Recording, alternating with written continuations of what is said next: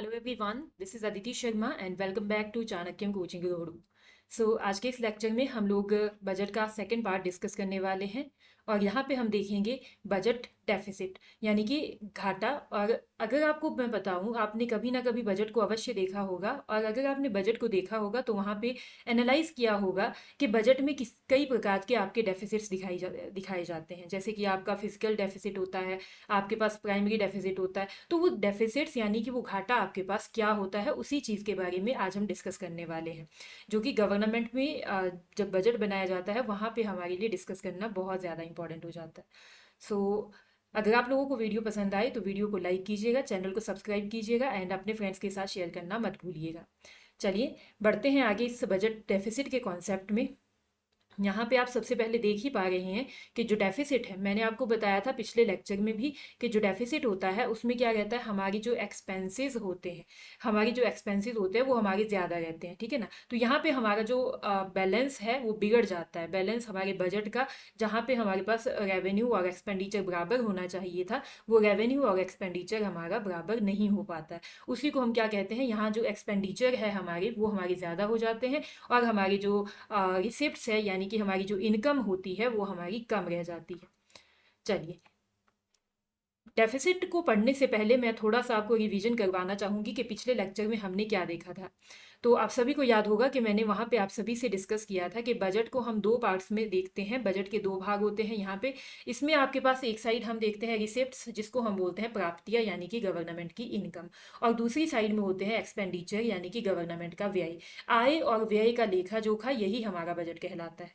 तो आय आपके पास गवर्नमेंट की, मैंने आपको बताया था कि दो तरीके से गवर्नमेंट को इनकम प्राप्त होती है। कौन कौन सी? एक होती है आपकी रेवेन्यू रिसिप्ट, एक होती है आपकी कैपिटल रिसिप्ट। यानी कि एक को बोलते हैं रेवेन्यू रिसिप्ट, को हिंदी में कहा जाता है आपका राजस्व आय, और आपके पास कैपिटल रिसिप्ट को कहा जाता है पूंजीगत आय या फिर पूंजीगत प्राप्तियां और राजस्व प्राप्तियां। वैसे ही एक्सपेंडिचर आपके पास क्या होता है, इसको भी हम दो ही तरीके से स्टडी करते हैं। एक होता है हमारा रेवेन्यू एक्सपेंडिचर यानी कि राजस्व व्यय, और एक होता है हमारा कैपिटल एक्सपेंडिचर यानी कि पूंजीगत व्यय। अब मैं अगर आपको थोड़ा सा एनालाइज फिर से ये करवाऊं, फिर से थोड़ा सा रिवीजन करवाऊं, तो हमने क्या देखा था कि जो रेवेन्यू रिसिप्ट होती है वो हमारी ऐसी इनकम होती है, गवर्नमेंट को मिलने वाली ऐसी इनकम जिससे कि गवर्नमेंट का कोई भी नुकसान नहीं होता। ठीक है, मतलब कि गवर्नमेंट को इनकम तो आ रही है लेकिन गवर्नमेंट का उससे कोई नुकसान नहीं हुआ।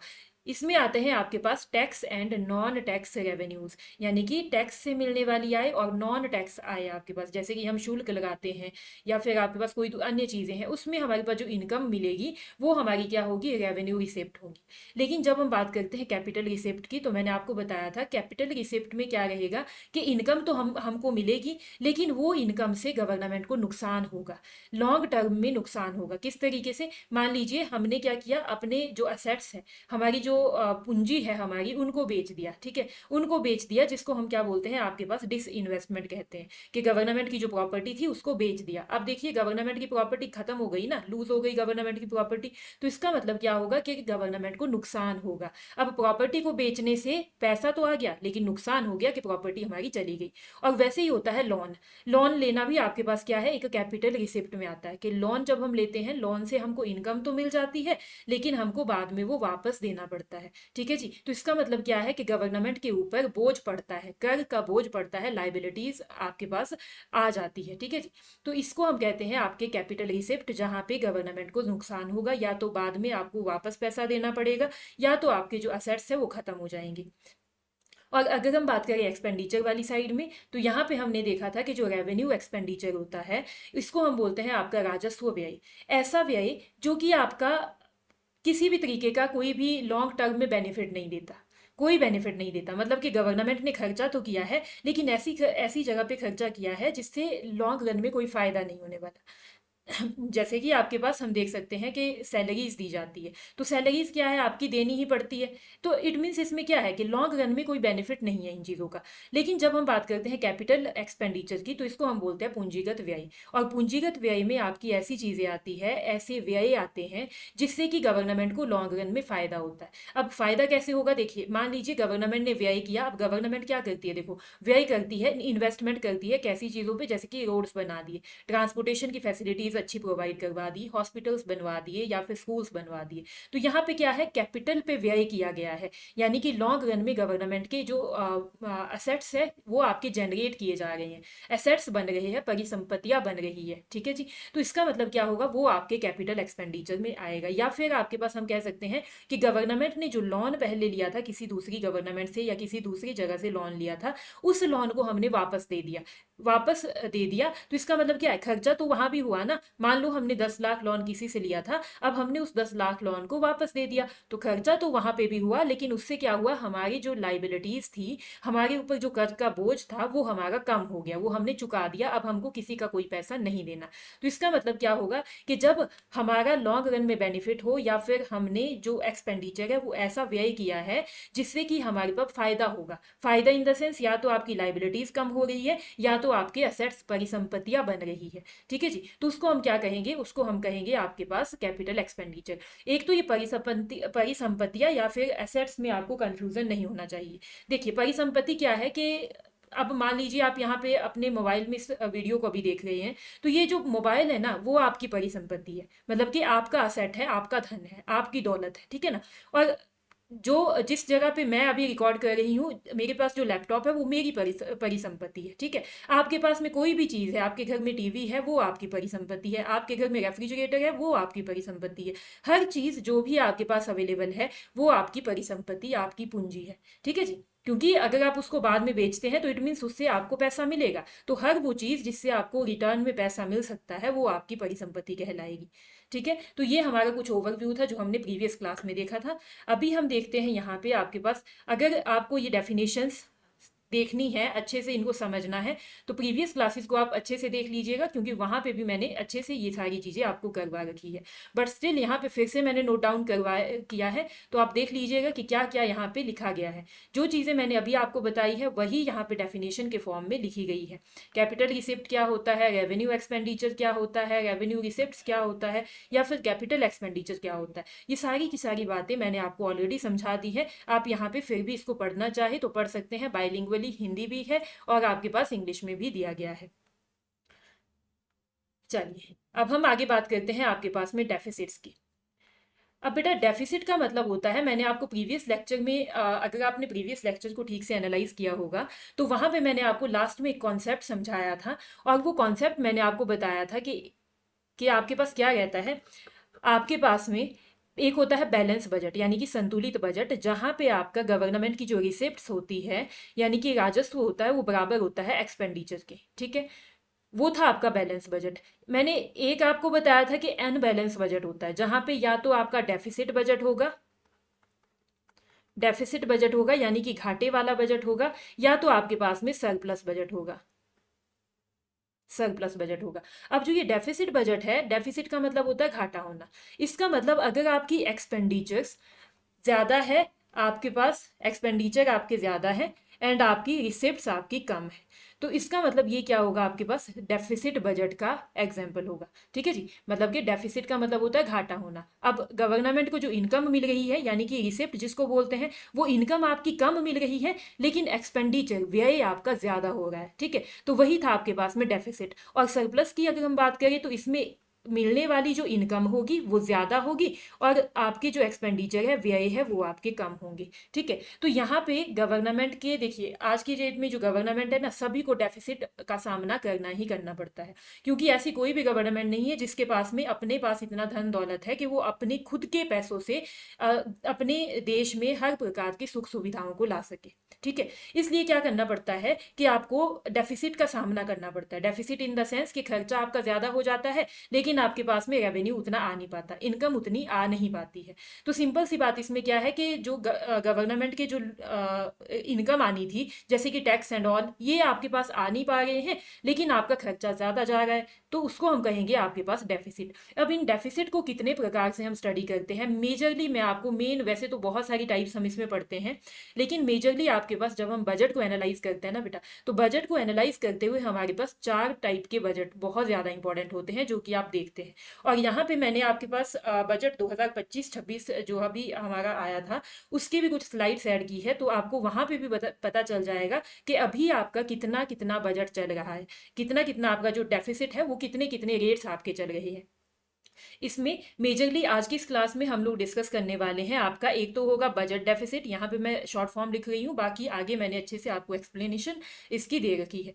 एक होगा बजट डेफिसिट, दूसरा होगा हमारे पास में रेवेन्यू डेफिसिट, तीसरा होगा हमारे पास में फिजिकल डेफिसिट, चौथा होगा हमारे पास में इफेक्टिव रेवेन्यू डेफिसिट। ठीक है, हर एक डेफिसिट को मैंने यहाँ पे बाइलिंगुअली आप सभी को एक्सप्लेन कर रखा है। अगर आप लोगों को बिलीव ना हो तो लास्ट में मैंने यहाँ पे बजट की कुछ स्लाइड्स ऐड की है, तो वहाँ पे आप देख सकते हैं कि इन बजट को पढ़ना आप सभी के लिए कितना ज़्यादा इंपॉर्टेंट हो जाता है बीइंग एन एस्पिरेंट। चलिए, तो यहाँ पे हम देखते हैं, सबसे पहले बात करेंगे बजट डेफिसिट की। बजट डेफिसिट, अब अगर हम बजट डेफिसिट को पढ़े ना बेटा, तो बजट क्या है आपका, मैंने जस्ट आपको अभी पहले बताया था। चलिए मैं आपको वहां ले चलती हूँ जहां पे मैंने आपको बजट बताया था। ये देखिए, ये देखिए, बजट मैंने आपको बताया कि दो चीजों से मिलके बना है। किस किस चीज से, एक है रिसिप्ट, एक है आपके पास में एक्सपेंडिचर। ठीक है जी, बजट दो चीजों से मिलके बना है, एक है आपके पास में रिसिप्ट और एक है आपके पास में एक्सपेंडिचर। और ये जो रिसिप्ट है ये आगे दो चीजों से मिलके बनी है, रेवेन्यू रिसिप्ट एंड एक है आपका कैपिटल रिसिप्ट। वैसे ही ये जो एक्सपेंडिचर है ये भी आगे दो चीजों से मिलके बना है, एक है रेवेन्यू एक्सपेंडिचर और एक है आपका कैपिटल एक्सपेंडिचर। ठीक है, अब अगर हम पूरे बजट डेफिसिट की बात कर रहे हैं, टोटल बजट डेफिसिट की बात कर रहे हैं, मतलब यहाँ ऊपर वाले टॉप वाले डेफिसिट की बात कर रहे हैं कि घाटा जो है ना हमारा, हमने यहाँ नहीं देखना, नीचे नहीं देखना, इधर नहीं देखना, इधर नहीं देखना। ठीक है, इधर कहीं भी हमने घाटा नहीं देखना, सिंपली हमने कहाँ पे देखना है, ऊपर टॉप में हमने घाटा देखना है। तो इसका मतलब क्या होगा, इसका मतलब नीचे जितना भी टोटल हमारी इनकम है ना, ये जो टोटल इनकम है, यहाँ देखो टोटल रेवेन्यू हमारा है। अब टोटल रेवेन्यू यानी कि टोटल रिसिप्ट कितनी मिल गई है, टोटल रिसिप्ट गवर्नमेंट को, revenue receipt plus capital receipt, इन दोनों को जोड़ के जो हमारी टोटल रिसिप्ट आएगी वो आपकी टोटल इनकम है। ठीक है, और घाटा कितना हो रहा है, सॉरी आपका एक्सपेंडिचर कितना हो रहा है, व्यय कितना जा रहा है, व्यय जा रहा है जितना इन दोनों को मिला के आएगा, रेवेन्यू एक्सपेंडिचर और आपका कैपिटल एक्सपेंडिचर। अब चलिए एक एग्जांपल मैं आपको दे देती हूँ। मान लीजिए जो हमारी गवर्नमेंट है ना, हमारी गवर्नमेंट को मान लीजिए, मैं छोटा सा एग्जांपल आपको देती हूँ कि क्या हुआ, घाटा है, घाटा पड़ गए हम, इसका मतलब क्या है, एक्सपेंडिचर हमारा ज्यादा होगा। ठीक है जी, एक्सपेंडिचर हमारा ज्यादा होगा और इनकम हमारी कम होगी। ठीक है, तो मान लीजिए रेवेन्यू रिसिप्ट आपको कितनी मिली थी, आपको जो टैक्सेस एंड ऑल इनके द्वारा इनकम आई थी, टैक्स और नॉन टैक्स के द्वारा, मान लो वो इनकम थी हमारी कितनी, 100 रुपीज। ठीक है, सिंपल सी छोटा सा एग्जांपल है, 100 रुपीज आपकी इनकम थी। और जो कैपिटल रिसिप्ट आपके पास आई है, जो कैपिटल रिसिप्ट आई है वो आपके पास कितनी आई है, 200 रुपीज। ठीक है, 200 रुपीज। अब इन दोनों को जब हम जोड़ेंगे तो ये टोटल कितना बना आपका, टोटल हमारी कितनी बनी, टोटल हमारी बनी 300 रुपीज। ठीक है जी, 300 रुपए हमारी टोटल इनकम बनी। ध्यान से समझिएगा बात को। अब ये क्या है, ये है इनकम, इनकम यानी कि रिसिप्ट गवर्नमेंट की, क्योंकि हम यहाँ पे पढ़ रहे हैं ना रिसिप्ट वाली साइड में। अब एक्सपेंडिचर मान के चले कि मान लो रेवेन्यू एक्सपेंडिचर गवर्नमेंट ने किया कितने का, 300 रुपए का गवर्नमेंट ने रेवेन्यू एक्सपेंडिचर कर दिया। ठीक है, एंड मतलब कि सैलरीज एंड ऑल इन सारी चीज़ों पे, पेंशन सैलरीज स्कॉलरशिप्स वगैरह, इन पे 300 रुपए खर्चा हो गया। और आपके जो असेट जनरेशन वाली चीज़ें हैं जैसे कि स्कूल्स बनाना, प्रॉपर्टीज बनाना, कुछ और लोन का रीपेमेंट करना, उस पर गवर्नमेंट ने कितना पैसा खर्च कर दिया, उस पर खर्च कर दिया आपने 200 रुपए। ठीक है, अब देखो ये टोटल कितना आया, 500 रुपीज। ठीक है जी, ये आया टोटल आपका 500 रुपीज। अब आपके पास क्या है, जब हम बजट डेफिसिट को देखते हैं ना, तो रेवेन्यू और रेवेन्यू रिसिप्ट, कैपिटल रिसिप्ट दोनों को प्लस करेंगे, जो टोटल रिसिप्ट आएगी वो, और आपके एक्सपेंडिचर में जो टोटल एक्सपेंडिचर आएगा वो। अब सिंपल सी बात क्या है कि कंप्लीट बजट का डेफिसिट हमने देखना है, पूरे बजट का घाटा हमने देखना है। तो इसका मतलब घाटा कितना पड़ रहा है, ये देखो, इनकम आ रही है 300 रुपए की और आपके पास में एक्सपेंडिचर हो रहा है आपका 500 रुपीज का। इट मीन्स इसमें यहाँ पे आपके पास जो नुकसान हुआ, आपके पास जो एक्सपेंडिचर हम कह सकते हैं डेफिसिट हुआ, वो हुआ 500 माइनस 300 इक्वल टू 200 रुपीज। ठीक है, तो इट मीन्स ये आपके ओवरऑल बजट का डेफिसिट कहलाएगा 200 रुपीज। तो यहाँ पे जो हम अभी देख रहे थे budget deficit, so budget deficit का मतलब है सिंपली ओवरऑल जो डेफिसिट आपके पास आ रहा है, total expenditure minus total receipts. So this is your budget deficit. I hope आप सभी को समझ आ गया होगा कि बजट डेफिसिट आपका क्या होता है। कंप्लीटली पूरे बजट में जब हमारा डेफिसिट देखा जाए, पूरे बजट में, अब पूरा बजट किससे मिलके बना है? उन्हीं सारी चीजों से जो मैंने अभी आपको समझाई है। तो उसको हम क्या कहेंगे? आपके पास में total expenditure minus total receipt, ये आपका आएगा बजट डेफिसिट। एंड आगे आगे हम बात करते हैं हमारे नेक्स्ट डेफिसिट की। एंड नेक्स्ट डेफिसिट है रेवेन्यू डेफिसिट। रेवेन्यू डेफिसिट आपके पास क्या कहलाता है? अब देखिए, अभी जस्ट मैंने आपको ऊपर बताया था कि जब हम टोटल की बात करते हैं ना, वो तो हमारा बजट डेफिसिट है। लेकिन जब हम सिर्फ रेवेन्यू की बात कर रहे हैं, यानी कि सिर्फ रेवेन्यू वाली साइड की बात कर रहे हैं, रेवेन्यू एक्सपेंडिचर और रेवेन्यू रिसिप्ट की बात कर रहे हैं, तो इसका मतलब जब उन दोनों को हम माइनस कर देंगे, वो हमारा क्या कहलाएगा? आपका रेवेन्यू डेफिसिट कहलाएगा। अब देखो, हमने बोला था ना कि दो तरीके से हमारी इनकम आती है, रेवेन्यू से आती है और आपकी कैपिटल से आती है। ठीक है, वैसे ही आपके पास में एक्सपेंडिचर भी दो तरीके से होता है, रेवेन्यू एक्सपेंडिचर है और कैपिटल एक्सपेंडिचर है। अब कैपिटल वाले सेगमेंट को हमने साइड में रख देना है। फिलहाल अभी हमने क्या देखना है? रेवेन्यू डेफिसिट की बात कर रहे हैं, तो अभी हम सिर्फ देखेंगे रेवेन्यू वाली साइड कि रेवेन्यू एक्सपेंडिचर कितना हुआ। ठीक है, रेवेन्यू एक्सपेंडिचर कितना हुआ और रेवेन्यू रिसिप्ट आपकी कितनी हुई। अब रेवेन्यू एक्सपेंडिचर का मतलब है सैलरीज एंड ऑल, सैलरीज वगैरह पे जो पैसा गया है आपका, जिससे कोई एसेट नहीं बना हमारा। ठीक है, उसमें मान लीजिए गवर्नमेंट का पैसा कितना जा रहा है? 1000 रुपीज। ठीक है, सैलरीज एंड ऑल पे 1000 रुपीज गवर्नमेंट एक्सपेंड कर रही है। एंड आपके पास में जो रेवेन्यू रिसिप्ट आ रही है, यानी कि टैक्स एंड नॉन टैक्स से जो इनकम मिल रही है, वो मिल रही है आपकी कितनी? 600 रुपीज। तो इसका मतलब क्या होगा? ये देखो, ये जो रेवेन्यू एक्सपेंडिचर है ये ज्यादा है ना, 1000 रुपीज ज्यादा है 100 रुपीज से। तो इट मीन्स यहाँ पे जो डेफिसिट आएगा, ये रेवेन्यू डेफिसिट कहलाएगा कितने का? 400 रुपीज का। 400 रुपीज का यहाँ पे आपका रेवेन्यू डेफिसिट आ गया। सिंपल सी बात है कि रेवेन्यू वाले सेगमेंट को देखना है, कैपिटल वाले सेगमेंट को हमने अभी नहीं देखना है। ठीक है जी, अगर हम कैपिटल डेफिसिट की बात करते तब हम यहाँ पे रेवेन्यू की जगह हर वर्ड आपका कैपिटल आता। हर जगह पे जहां जहां रेवेन्यू है वहां वहां पे आपका कैपिटल आता। बाकी सब कुछ सारा सिस्टम आपका वैसे का वैसा ही है जैसे मैंने यहाँ पे आपको समझाया है। फिलहाल बजट के अकॉर्डिंग जब हम बजट एनालाइज करते हैं, तो रेवेन्यू डेफिसिट को पढ़ना आपके पास as comparison to capital deficit ज्यादा इंपॉर्टेंट हो जाता है। तो यहाँ पे मैंने आपको रेवेन्यू डेफिसिट का कॉन्सेप्ट बता दिया है कि क्या इसमें चीजें हैं, किस तरीके से आपका काम करता है। चलिए आगे हम बात करते हैं आपके पास में थर्ड टाइप ऑफ डेफिसिट की, and this is the most important deficit.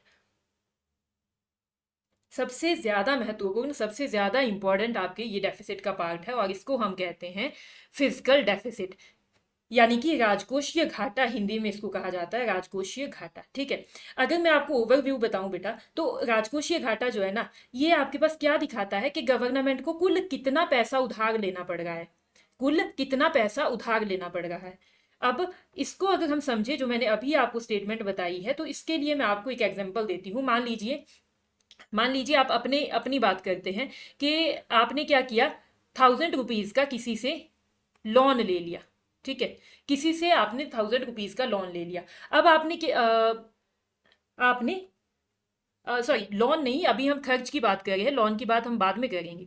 ये देखिए, 1000 रुपीज आपने खर्च कर दिए कहीं पे भी, किसी भी जगह पे आप मान के चल सकते हैं, कहीं पे भी आपने 1000 रुपीज का खर्चा कर दिया। ठीक है जी, अब आपको क्या है कि इस खर्च की भरपाई आपने करनी है। अब आपको चाहिए कि किसी भी हालत में बस मुझे ये 1000 रुपीज वापस मिल जाए, चाहे जो भी हो जाए। ठीक है ना, मतलब कि अब आप क्या करेंगे कि आप इस 1000 रुपीज को फुलफिल करने के लिए क्या करते हैं? मान लीजिए थोड़ा पैसा अपनी सैलरीज में से डाल देते हैं, कि आपके पास जितनी सैलरी थी, मान लो आपके पास कितना बचा था अपनी सैलरी में से? 500 रुपीज सैलरी में से बचे थे आपके।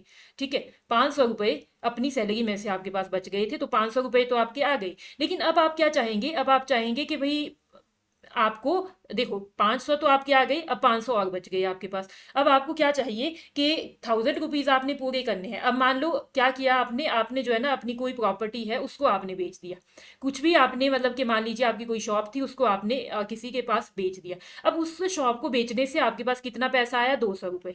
ठीक है, 200 रुपये आपके पास वहां से आ गया। अब यहाँ देखिए कितना आया अभी भी आपके पास टोटल, अभी भी आपके पास सिर्फ 300 रुपये आया। ठीक है, सॉरी, आपके पास 700 रुपीज आपके पास आया, और ₹300 अभी आपका बच जाता है। ठीक है, अब ये समझिए आप लोग कि आपने क्या किया, एक ह्यूमन बीइंग आपका कर ही, इससे ज्यादा क्या कर सकते हो आप, ये समझो आप। ये देखो, आपके पास जो अपना पैसा था वो आपने लगा दिया, आपने अपनी जो प्रॉपर्टी थी आपने वो भी आपने बेच दी, वो भी अब आपके पास नहीं है। अब आप क्या चाहेंगे, अब आप जो है लास्ट में किसी भी सिचुएशन का मतलब सामना करते हुए अब आपके पास लास्ट ऑप्शन सिर्फ एक बचता है और वो है लोन लेने का ऑप्शन।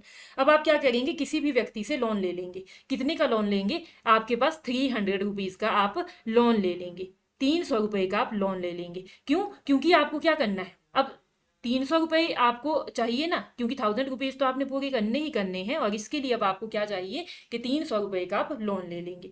तो यही जो लोन है ना, यही लोन का अमाउंट हमारा क्या कहलाता है, फिजिकल डेफिसिट कहलाता है। कि कितना लोन लेना पड़ा, ये देखिए यहाँ पे आप देखिए, fiscal deficit equal to total expenditure minus total non borrowing receipts. Total non borrowing receipts, non borrowing receipts का मतलब क्या है कि ये जो ₹700 है ना, अभी ये 700 ही यहाँ इंक्लूडेड है। ये 700 ही यहाँ इंक्लूडेड है, जिसमें अभी बोरोविंग आपकी ऐड नहीं हुई है। ठीक है, बोरोविंग अभी आपकी इंक्लूडेड नहीं है, लेकिन जब हम बोरोविंग इंक्लूडेड करते हैं तो इसका मतलब क्या है, देखो टोटल एक्सपेंडिचर हमारा कितना हुआ, उसमें से ₹700 आपके चले गए, 1000 में से 700 चले गए, इसका मतलब 300 हमारी बच गई। तो 300 हमारा जो होगा वो हमारा क्या होगा, फिजिकल डेफिसिट होगा। इसीलिए हम क्या कहते हैं कि जो ये फिजिकल डेफिसिट है ना, ये गवर्नमेंट की टोटल आवश्यकता को बताता है कि कितनी कितनी गवर्नमेंट को लोन लेना पड़ेगा, कितना लोन लेना पड़ेगा गवर्नमेंट को। अब यहाँ देखिए, ₹300 की जरूरत पड़ी ना गवर्नमेंट को लोन लेने की, इससे ज्यादा तो जरूरत नहीं है, ना तो इससे कम आवश्यकता है। देखिए लोन जो है ना बिल्कुल लास्ट मोमेंट पे लिया जाता है, जब आपके पास कोई चारा नहीं बचता, कोई ऑप्शन नहीं बचता। इससे पहले गवर्नमेंट ने सारी कोशिशें कर दी, लेकिन अब आपको आपको क्या करना पड़ा, 300 फिर भी नहीं आए, फिर भी आपको क्या करना पड़ा, इस वजह से लोन लेना पड़ा। तो हम इसी चीज को हम क्या कहते हैं, फिजिकल डेफिसिट कहते हैं, जहां आप ये देखते हैं कि गवर्नमेंट को कुल कितने लोन की आवश्यकता होगी। ठीक है, तभी आपके पास ये जो फॉर्मूला है ये बनता है, fiscal deficit equal to total expenditure, total expenditure ₹1000 minus total non borrowing receipt. Non borrowing receipt कितनी हुई, 700, क्योंकि यहाँ पे अभी हमने लोन नहीं इंक्लूड किया है, बोरोविंग का मतलब होता है लोन। ठीक है, यहाँ पे अभी उनको हमने उसको इंक्लूड नहीं किया है, लेकिन जब हम इंक्लूड कर देंगे तो वो हमारा क्या बन जाएगा, आपके पास में ये टोटल एक्सपेंडिचर बन जाएगा। ठीक है, अब टोटल एक्सपेंडिचर ₹1000 माइनस आपके ₹700, फिर भी कितना आया देखिए, ₹300 आया ना। तो इसका मतलब ये जो 300 है ये गवर्नमेंट की आवश्यकता है लोन की, कितना लोन लेना पड़ेगा गवर्नमेंट को। तो यही आपके पास क्या है, फिजिकल डेफिसिट का कॉन्सेप्ट है। ठीक है जी, अब ये जो फिजिकल डेफिसिट है ना बेटा, बड़ा ही इंपॉर्टेंट कॉन्सेप्ट है, और आपके एग्जामिनेशन में आपका डेफिनेटली पूछा ही पूछा जाता है। अगर आप बजट को एनालाइज करेंगे तो वहां पे मैं अभी आपको जस्ट आगे बताने वाली हूँ कि क्या क्या यहाँ पे डाटाज लिए गए हैं।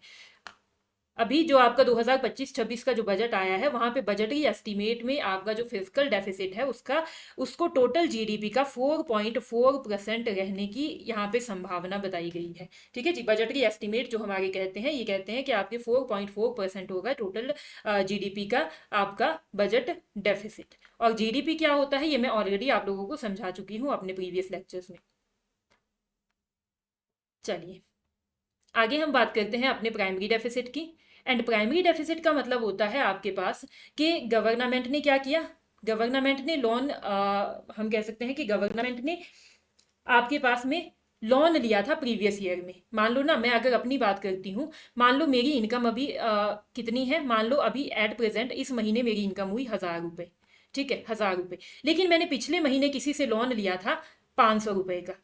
₹500 का लोन लिया था, अब उस पे मुझको क्या करना है, ₹500 का मुझे अभी वो लोन पे जो रेट ऑफ इंटरेस्ट था ना वो भी मुझको चुकाना है। मान लो यहाँ पे मुझको देना है ₹100 रेट ऑफ इंटरेस्ट। ठीक है, ₹100 मुझे रेट ऑफ इंटरेस्ट चुकाना है अभी। ठीक है, अब देखो लोन हम इस महीने लेंगे तो रेट ऑफ इंटरेस्ट अगले महीने चुकाएंगे। ठीक है, ऐसा होता है ना सिस्टम। अब जिस महीने लोन लिया जाता है उसी महीने आप नहीं चुकाते रेट ऑफ इंटरेस्ट। इसका मतलब है कि मान लो मैंने पिछले महीने में लोन लिया था ₹500 का, और अभी इस महीने मुझे उसका ₹100 रेट ऑफ इंटरेस्ट देना पड़ेगा। अब भले ही मेरी इस महीने की इनकम ₹1000 है, फिर मैं क्या कह दूंगी, मैं कहूंगी कि भाई मेरी इनकम ₹1000 कैसे हुई, 1000 में से मुझको ₹100 तो रेट ऑफ इंटरेस्ट के देने हैं।